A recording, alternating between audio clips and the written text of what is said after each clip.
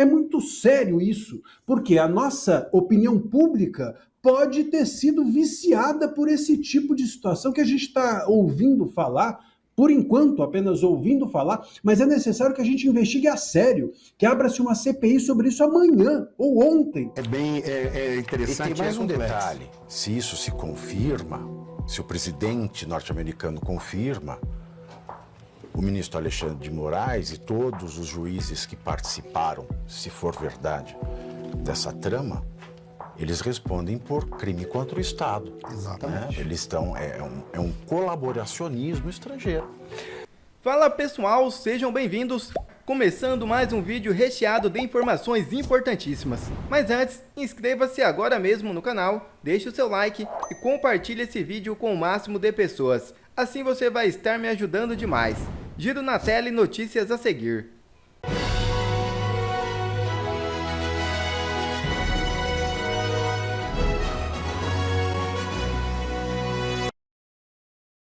Hugo Motta sinaliza que 8 anos é período muito longo de inelegibilidade.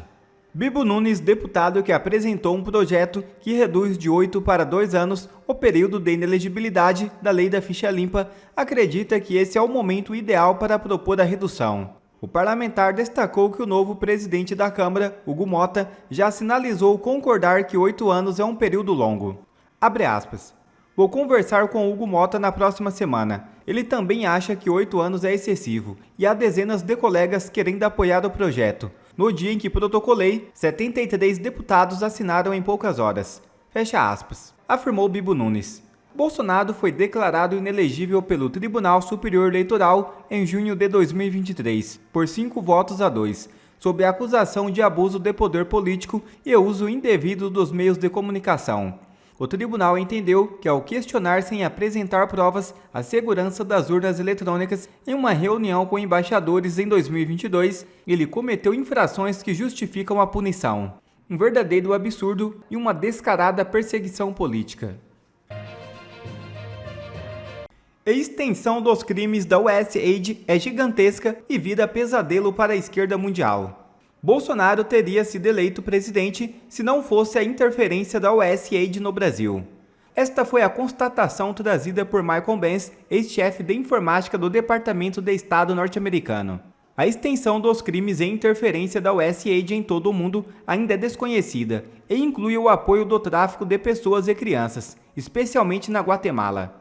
O empenho direto de Elon Musk na demolição e investigação sobre décadas de crime da USAID, agora fechada por Trump, se transforma num pesadelo real para a esquerda mundial, inclusive a brasileira, envolvida até a raiz dos cabelos em conspiração e financiamento de entidades como a Slim Pickens, usada para atacar Bolsonaro durante as eleições. USAID, mas eu acho que no Brasil cabe melhor de falar USAID para facilitar. A USAID aqui nós precisamos tratar desse tema muito seriamente. Veja, o que está por trás é a soberania da opinião pública brasileira. E a opinião pública não é qualquer opinião pública brasileira, não. Porque quando a gente trata de ONGs financiadas por dinheiro norte-americano, quando a gente trata de pesquisas universitárias com dinheiro norte-americano, quando a gente trata de checagens e checadores de conteúdo estimulados por esse tipo de financiamento, nós estamos tratando da base que alimentou durante os últimos anos muito das decisões da nossa Suprema Corte, tanto eleitoral quanto do STF. Veja, não foram poucas as vezes que as decisões foram tomadas com base em pesquisas, com base em pesquisas de ONGs, com base em agências de checagem. Muita gente foi caçada, muita matéria jornalística foi censurada com base em agência de checagem. É preciso se averiguar muito bem se essas agências de checagem estavam fazendo pesquisas espontâneas ou não. É muito sério isso, porque a nossa opinião pública pode ter sido viciada por esse tipo de situação que a gente está ouvindo falar, por enquanto, apenas ouvindo falar, mas é necessário que a gente investigue a sério, que abra-se uma CPI sobre isso amanhã ou ontem, para a gente saber como e de que forma esse dinheiro da USAID, da USAID, influenciou de fato a opinião pública brasileira e, repito, e como efeito cascata, influenciou o nosso judiciário, que baseava suas decisões e baseia ainda hoje com base em agências de checagem e pesquisas universitárias, que, repito, podem não ter sido espontâneas. Nós podemos estar aqui às voltas com uma opinião pública tendo sido viciada e com decisões judiciais viciadas em cima de uma opinião pública que foi viciada. Vocês percebem o rolo? Isso é muito sério. Isso pode ter impactado, isso sim, impactado nas eleições. Não desinformação, quando alguém dá uma opinião nas suas redes sociais e é entendido como desinformação, mas isso sim pode ter impactado seriamente, de forma coletiva, nas eleições, na opinião, no debate público, no debate político, e é necessário que a gente veja com muita cautela isso aí. A gente falou, Serrão, há um tempo atrás, a justificativa, inclusive, do X. O X precisa sair do Brasil, é justificável a suspensão do X porque ele não tem um representante legal no país, e isso é um fator que altera a soberania nacional, que viola a soberania do país. A soberania do país é violada, segundo o entendimento do nosso STF, é violada porque uma empresa estrangeira não tem um representante legal. Faça-me o favor, a gente está diante aqui de um impacto real, de violação da soberania mesmo. Então, isso tudo precisa, para ontem, melhor analisado, investigado e tratado com extrema seriedade. Não é apenas algo que a gente conversa hoje e amanhã esquece. Pavi, é interessante. E tem mais um complexo. detalhe: se isso se confirma, se o presidente norte-americano confirma, o ministro Alexandre de Moraes e todos os juízes que participaram, se for verdade, dessa trama, eles respondem por crime contra o Estado. Exatamente. Né? Eles estão, é um colaboracionismo estrangeiro. É interessante. É uma forma de golpe de Estado. Que quando você falou da Ludmilla, a primeira coisa que veio à mente foi aquele artigo da Ludmilla. E ela falou de uma maneira muito clara, transparente, ela disse: a CIA, que é diferente da USAID, a CIA estava bancando personalidades no Brasil para atuar contra o governo Bolsonaro. Ponto. Isso é uma questão. O que vem agora? Que a USAID, ela estava utilizando recursos para bancar indivíduos, bancar entidades, bancar instituições que minassem a ordem democrática no Brasil. É uma outra situação. Mas quando a gente observa, juntando o que a Ludmilla falou com o que este senhor falou, o que eles estão dizendo é apenas uma coisa: não são os Estados Unidos. Quem fez isso foi o governo Biden. O governo Biden tinha o interesse de minar o governo do Bolsonaro exatamente para não ter possibilidade de haver algum tipo de Estado brasileiro que pudesse ou apoiar os Estados Unidos dentro da linha que é contra o Partido Democrata, como também, afinal de contas, pudesse trazer uma certa ordem para o Brasil. O que está sendo dito é o governo Biden. Muita gente perguntando aqui no chat, né? Isso tem como anular as eleições de 2022? Eu sinto lhes dizer, meus queridos, que a eleição de 2022 já é nula. Não é Lula, é nula com N. Por quê? Por um simples motivo. Vamos ser simples, diretos, objetivos e práticos. A lei eleitoral diz que o TSE só pode fazer resoluções para a eleição até o dia 5 de março do ano da eleição. E a eleição de 2022 foi regulada basicamente por uma resolução de 20 de outubro de 2022. Só por isso a eleição de 2022 é nula. Então, se ela tivesse que ser anulada, não é por isso, já tem motivo para ser anulada desde sempre. Nós estamos observando aqui nos Estados Unidos talvez o maior escândalo político da história, como o próprio presidente Trump apresentou hoje nas redes sociais. E obviamente que você não vai acompanhar esse escândalo pela imprensa dita profissional, porque ela faz parte do escândalo. Ela é um dos órgãos que foram utilizados ao longo desse tempo todo e continuam sendo utilizados para promover a esquerda, para promover o Partido Democrata e seus interesses, inclusive, né, em outras partes do mundo, e censurar, perseguir a direita. O que a esquerda chamava de uma teoria de conspiração dos conservadores se provou uma verdade, através da abertura da caixa preta do USAID, aquela agência americana que promove os interesses dos Estados Unidos mascarados de ajuda humanitária pelo mundo. Pois essa agência, nos últimos vários anos, foi aparelhada pelo Partido Democrata, e foi direcionada para perseguir e censurar os conservadores, entre outras coisas. Então, sabe toda essa história que a gente está vivendo nos últimos anos, incluindo no Brasil, de combate à desinformação nas redes, combate ao discurso de ódio, de censura?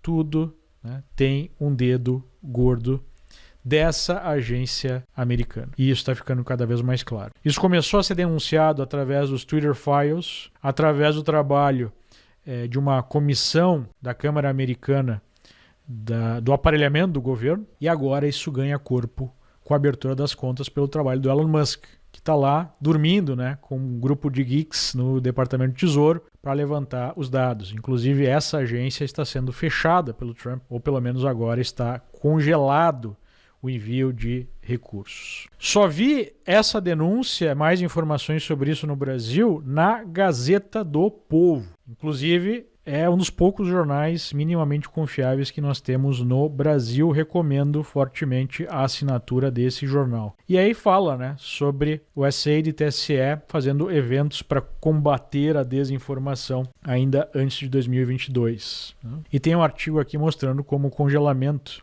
de verbas da USAID é um golpe profundo na esquerda global. Durante a semana, a esquerda está esperneando. Foi até o líder lá, o senador Chuck Schumer, em frente ao USAID, dizer que um bilionário não manda nas contas dos Estados Unidos, que isso é um golpe. Mas, na verdade, ele está reclamando porque estão tirando os recursos da esquerda. Quem está chorando também são os jornalistas do mundo inteiro. Tem um órgão aqui globalista, né, uma ONG que é bancada também por sujeitos tipo George Soros, né, a Open Society, o Repórter Sem Fronteira, dizendo que esse bloqueio de verbas do Trump joga o jornalismo ao redor do mundo no caos. E aí eles mesmos, acho que não foi muito inteligente da parte deles, revelam que os programas da USAID suportam uma mídia independente, né? Isso já é uma piada, mídia independente. Não é esse pessoal que é de extrema esquerda, não, é uma mídia independente, em 30 países, que em 2023 eles bancaram treinamento e suporte para 6.200 jornalistas. Ajudaram 707 órgãos não estatais de imprensa, né? Não estatal até a página 2, porque está tendo bancado por um órgão estatal, vai servir aquele estado. E suportaram 279 sociedades civis organizadas relacionadas à mídia, né? Ou seja, ONGs relacionadas à mídia, com 268 milhões de dólares.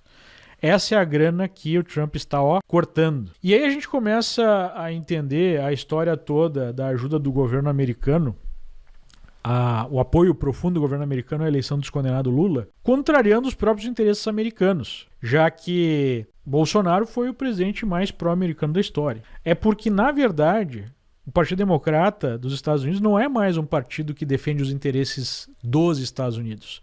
Eles defendem os interesses deles. Eles têm uma visão globalista, eles querem impor essa visão globalista no mundo para aumentar o poder deles, contra inclusive os próprios interesses americanos. Essa que é a verdade. E eles instrumentalizaram o governo para esse fim. Então, sabe, toda essa censura, essa perseguição que a gente está vendo no Brasil tem, né, boa responsabilidade deste governo que foi aparelhado pela esquerda. E está aí o Eduardo Bolsonaro fazendo uma nota pública ontem, falando sobre essa interferência da USAID no Brasil, dizendo que vai pedir informações, né, ao Ministério de Relações Exteriores, ao próprio TSE. Dá aqui alguns exemplos de um trabalho de jornalismo do Davi Agape, que está fazendo, né, um trabalho muito bom aí de denúncia, que já falou sobre 680 mil dólares da Caritas Brasil, que foi um dos intermediários de recursos que vieram lá da USAID de outros órgãos do governo americano, como o Centro Internacional de Jornalistas, beneficiando o Sleep Giants Brasil, Alma Preta, que são dois órgãos de extrema esquerda que trabalham na censura e na perseguição dos conservadores, agências de checagem e até mesmo uma verba de $30 mil da Embaixada dos Estados Unidos para o Instituto Vero, um instituto criado pelo Nelipe Feto, que parece que hoje estava anunciando ali que está deixando a política, não quer mais saber disso, que foi um erro, como se as pessoas fossem esquecer todas as maldades que esse sujeito fez, né? Mas enfim, e ele fala aqui que há um pedido de CPI para investigar a atuação da USAID e o financiamento estrangeiro no Brasil. Uma CPI proposta pelo deputado Gustavo Gayer. Espero muito que essa CPI saia. Se você quer aprender sobre isso, houve aqui uma divulgação já há algum tempo, ainda no ano passado, na esteira dos Twitter Files, pelo Michael Schellenberger. Essa ONG é do Michael Schellenberger, né, o Civilization Works, escrito pelo Eli Vieira, jornalista lá da Gazeta do Povo, da Viagap, Phoebe Smith e Alex Gutentag. E aqui já é um preview de tudo isso que a gente está vendo ser confirmado pela abertura das contas, né? Órgãos que tiveram uma influência direta no Brasil. Laboratório de Pesquisa Forense Digital do Atlantic Council, a própria CIA, Congresso Americano, Agência de Segurança Cibernética e Infraestrutura, né? Aquele mesmo órgão que a gente vai olhar daqui a pouquinho, entre vários outros institutos que atuaram no Brasil. E a gente vê um exemplo, página oficial do TSE. TSE integra Estudo Internacional contra a Desinformação. Fala sobre a participação no Guia de Combate à Desinformação elaborado pelo Consórcio para Eleições e Fortalecimento do Processo Político. Tem um outro evento aqui que o TSE participou, né? Evento internacional, o presidente do TSE reforça educação digital para combate à desinformação. Isso ainda em 2022. Na verdade, foi em 2021, foi só atualizado em 2022. Teve um outro evento que eu consegui levantar na internet. Tá aqui, né? Evento do quê? USAID e CEPPS. E olha quem participa, né? Na época, o ministro Barroso, que era presidente do TSE. Saiu do ar o site desse órgão, né? Do CEPPS, consórcio, em português, né? Consórcio para Eleições e Fortalecimento do Processo Político, mas eu consegui baixar aqui num outro site esse mesmo guia, que diz que é preciso construir capacidade na sociedade civil para mitigar ou combater a desinformação.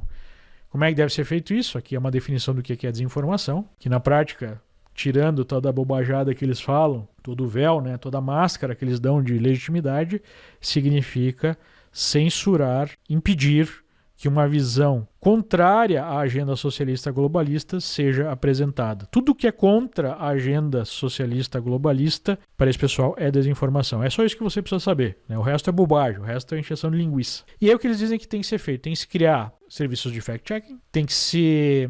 deixa eu voltar aqui para... Tá aqui. Depois ele dá o exemplo específico de fact-checking, né? Então tem que se criar fact-checking, é preciso identificar as narrativas informativas, as pessoas por trás, as coordenações inautênticas, os comportamentos. Aí entra fomentar laboratórios de internet que fazem esse mapeamento. Sabe quando você vê aqueles gráficos, né, de pessoas tais pessoas que participaram desse debate, tais pessoas que estão promovendo desinformação, que é sempre direcionado para a direita? É isso que eles estão falando. Advocacia em relação às plataformas é lobby, a pressão em cima das plataformas para adotarem políticas contra a desinformação, contra o discurso de ódio, como o fact-checking. Advocacia em relação ao governo é lobby, pressão no governo para passar leis contra fake news, que eles chamam de regulamentação das redes, ou para órgãos como, né, o próprio TSE e tudo mais. Educar o público sobre isso, criar redes de confiança e assim por diante. E aqui nos exemplos de fact-checking, tem uma rede brasileira que eles dão como exemplo do que deve ser feito, né? Vamos ver essa rede brasileira. Olha só, a Agência Lupa. E aí a gente tem aqui como exemplo da Agência Lupa, né? O textinho. Na América Latina como um todo, foi desenvolvido iniciativas fortes aqui de fact-checking, incluindo o Brasil. Dá o caso da Agência Lupa, que foi a primeira, em 2015, integrou com a Folha de São Paulo, criou aquele projeto Comprova, com outras agências, como Aos Fatos e organizações de mídia tradicionais, né? Então está aqui o projeto Comprova. Vejam de onde saiu tudo isso. Mas vai mais longe. Ainda em 2019, a gente tinha a FGV, que também foi bancada com dinheiro americano, lá no Congresso Brasileiro, na CPI das fake news, para falar sobre como combater a desinformação. Não podemos esquecer que foi essa CPI que gerou relatórios, apesar dela não ter sido finalizada, para alimentar o inquérito das fake news do Supremo, que alimenta, já vai fazer 6 anos até hoje, toda a perseguição em massa à direita brasileira. Está aqui a FGV também, fazendo relatórios e apontando, né, os grupos que fizeram fake news no primeiro turno das eleições de 2020. Adivinha, né? Quem fez fake news? Só a direita. Está aqui também o DFR Lab, da Atlantic Council, que é um dos organismos financiados diretamente pela USAID. Esse grupo de pesquisa da Atlantic Council trabalhou em parceria com o Facebook para remover contas inautênticas. Rede de contas inautênticas de quem? Família Bolsonaro e aliados. Essa é outra característica que a gente vê estudando tudo isso. Esse pessoal do Departamento de Estado, até mesmo de inteligência dos Estados Unidos, foi trabalhar onde nos últimos anos? Nas empresas de tecnologia. Estavam lá dentro do Twitter, dentro do Facebook, dentro do Google. Então vejam o tamanho dessa estrutura e a influência na soberania brasileira. Será que isso teve alguma influência em tudo isso que a gente está vendo, inclusive nos resultados eleitorais? É uma CPI que precisa ser feita para avaliar tudo isso que aconteceu nesses últimos anos. Mas é um escândalo de grandes proporções, porque há as mesmas digitais aqui dentro dos Estados Unidos. Por exemplo, foi anunciado que o governo americano deu no último ano apenas para um site de esquerda, para o Politico, $8 milhões. Foi anunciado que eles bancaram, ou bancam, né? Acho que agora não vão mais bancar, mas enfim. A BBC, que é aquela estatal inglesa, que basicamente é um centro de propaganda de extrema esquerda, e assim por diante, né? Então, o Brasil é apenas um exemplo. E, na minha opinião, isso aqui é apenas a ponta do iceberg que começa a ser revelada lá pelo time do Musk, do quanto os democratas aparelharam a esquerda para fazer aí avançar toda a sua agenda, ideologia de gênero, identitarismo, censura, aborto, entre várias outras. Com um único objetivo, né? Concentrar poder e impedir que a oposição possa até mesmo existir. Quer ver mais conteúdos como esse? Então inscreva-se agora mesmo no canal e ative o sininho das notificações. Assim você não perde mais nenhum conteúdo que é postado aqui no canal. E também já deixe o seu like para o YouTube ajudar a divulgar o nosso trabalho. Fico por aqui e que Deus abençoe a todos. Brasil acima de tudo e Deus acima de todos.